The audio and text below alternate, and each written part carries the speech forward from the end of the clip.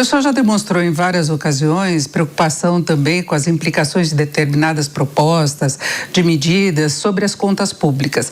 E na ata do Copom, mais uma vez, ele citou a questão das contas públicas. Eu posso até repetir o que veio na ata, que uma política fiscal que atue de forma contracíclica e contribua para a redução do prêmio de risco favorece a convergência da inflação para a meta.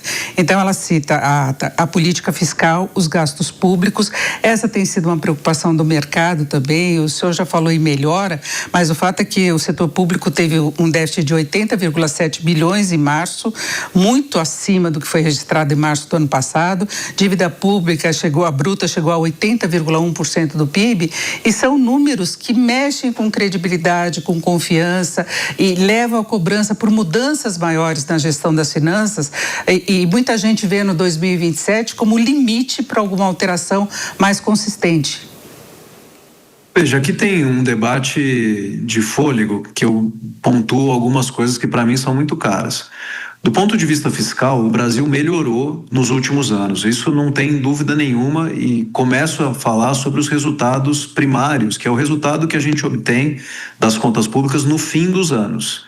Então, quando a gente olha para o que foi o governo anterior, várias bombas foram amarradas, várias contas foram deixadas para frente, seja porque teve calote de precatório, calote em governador, porque se empurrou custos para frente, seja do Fundeb, enfim, uma série de custos que chegam aqui na casa de centenas de bilhões, que a gente foi pagando e foi arrumando a receita de maneira justa, isentando os mais pobres, cobrando de quem tem capacidade econômica, para a gente chegar nesse equilíbrio. Nós conseguimos chegar ao equilíbrio a partir de 2024, diminuindo muito o déficit público, mantendo essa diminuição e projetando o superávit a partir desse ano e do próximo ano. A razão principal para a gente ver a dívida pública brasileira aumentar é exatamente a taxa de juros. Não o esforço que o governo faz ano após ano de ir limitando o gasto de um lado e recompondo a receita de outro. O que eu posso dizer do lado fiscal é que o esforço fiscal tem sido feito, foi um esforço fiscal de 2% do PIB nesses últimos anos, e que, mais importante de tudo, e diferente do governo anterior, e que fica como legado para o país, não tem surpresa amarrada para frente. Então, não estou contratando um gasto, não estou dando calote em precatório, não estou tirando ICMS de governador, não estou contratando um Fundeb que vai exigir 50 bi daqui a uns anos. Nós estamos organizando, estamos diminuindo o benefício fiscal, e isso vai gerando resiliência fiscal para o país. Então a gente vai legar para os próximos governos uma resiliência fiscal muito grande. O que não quer dizer, Denise, que as questões fiscais estão todas prontas, resolvidas, e nós estamos num lugar que não precisamos mexer. São necessárias alterações a serem feitas, mas a alteração ela deve ser feita no sentido que o ministro Haddad propôs aqui na discussão econômica. É um ajuste que tem que ser feito pragmático. Então, quando se diz ideologicamente, não, nós vamos privatizar tudo, nós vamos fazer um teto de gastos para os outros governos, porque para o meu governo não vale, eu vou fazer déficit. Nós não estamos indo nesse sentido, nós estamos no sentido de dizer, temos que controlar gasto.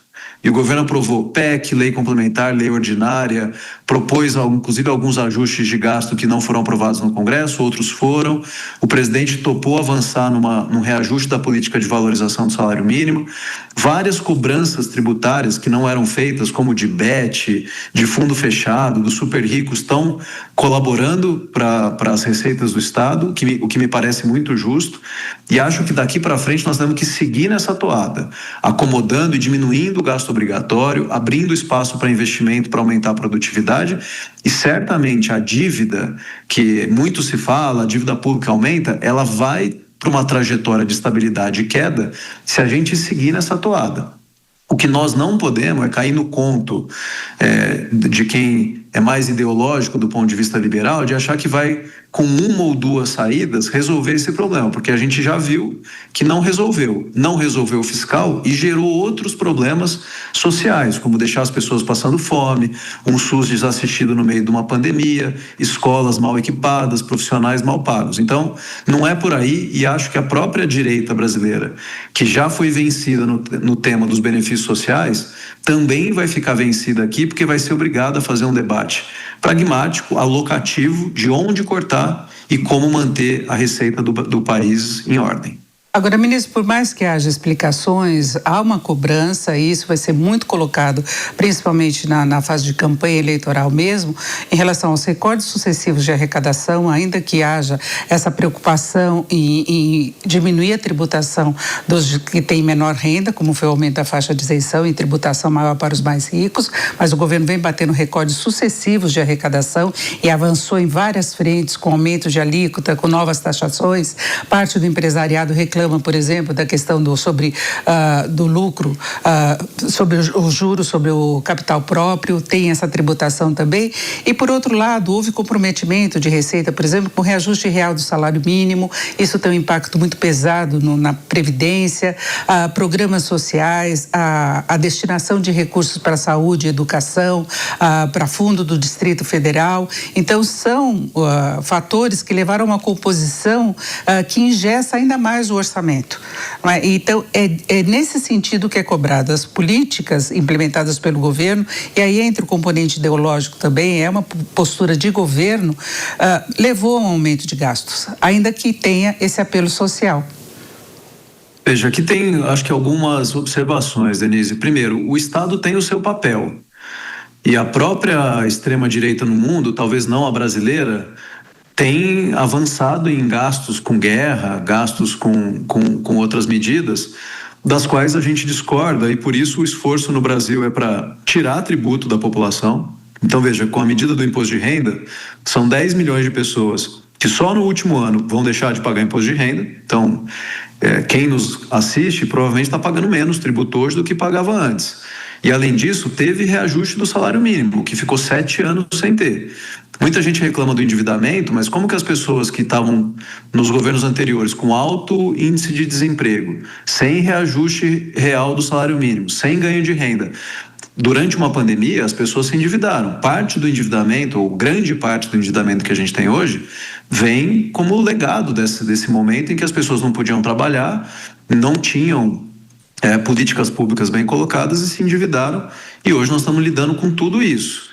Então, veja, hoje as pessoas pagam menos tributo e não mais. Agora você vai dizer, não, JCP é juros sobre capital próprio, são poucas empresas que pagavam 15% de imposto de renda, hoje pagam 17,5% de imposto de renda sobre isso. O empregado do setor público, setor privado, pode pagar até 27,5% de imposto de renda. Então, não me parece uma medida desarrazoada, me parece uma medida razoável do debate. É claro que quem é afetado, os poucos empresários que são afetados vão ter uma posição contrária. Mas eu estou olhando para os 10 milhões de trabalhadores e trabalhadoras que não pagam imposto de renda no país.